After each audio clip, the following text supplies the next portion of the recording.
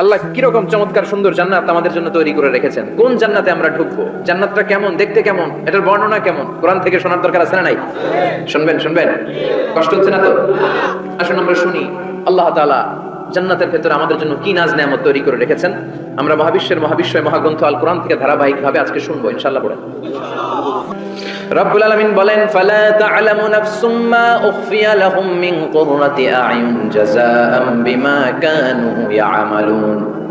কত সুন্দর জান্নাত আমি তোমাদের জন্য প্রস্তুত রেখেছি, তোমরা কল্পনাও করতে পারবে না, কল্পনাতেও আনতে পারবে না। ফালা তা'লামু নাফসুম মা উখফিয়া লাহুম, কত সুন্দর জান্নাত আমি রেখে দিয়েছি, পৃথিবীর কেউ এটা বলতে পারে না, কারণ ধারণার মধ্যে জান্নাতের ধারণা আসতে পারে কত সুন্দর হবে। কল্পনাতীত জান্নাতের সৌন্দর্যটা কোরআনের আলোকে আমরা কিছুটা বোঝানোর চেষ্টা করব, কিন্তু আসলে জান্নাত কত সুন্দর এটা কি না দেখে বোঝা যাবে? কথা বলেন।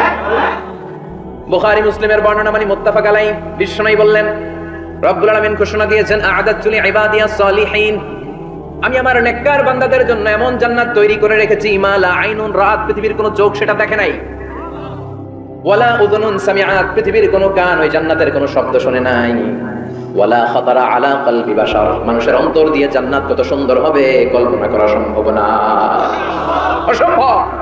এটা কল্পনাতে আনা অসম্ভব। আপনি যত কল্পনা করতে পারবেন, কিন্তু জান্নাত যে কত সুন্দর এটার ধারে কাছে আপনার যাওয়া সম্ভব না। আল্লাহু আকবার। এই পৃথিবীতে যত ডিজাইনার আছে, সফটওয়্যার ডিজাইনার, যত ইঞ্জিনিয়ার আছে, যত আর্কিটেক্ট আছে, গোটা বিশ্ব সেরা 1 লক্ষ আর্কিটেক্ট ইঞ্জিনিয়ারকে এনে যদি বলা হয় জান্নাতের একটা চেয়ারের ডিজাইন করেন, লক্ষ লক্ষ আর্কিটেক্টরা মিলে কোটি কোটি টাকার প্রজেক্টে টাকা খরচ করে চেয়ারের ডিজাইন করতে পারবে, কিন্তু জান্নাতের চেয়ারের ধারে কাছেও হবে না।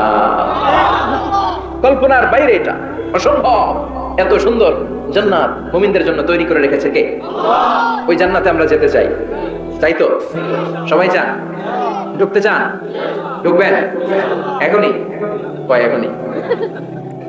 মরা লাগবে, ইমানের সাথে মরা লাগবে। মরার আগে জান্নাতে ঢোকা সম্ভব না।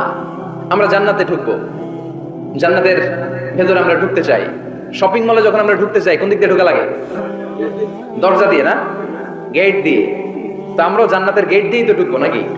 আমরা জান্নাতের কোন না কোন গেট দিয়ে ঢুকতে হবে। বিশ্বনবী ফরমান, বুখারীর বর্ণনা, ইন্নালিল জান্নাত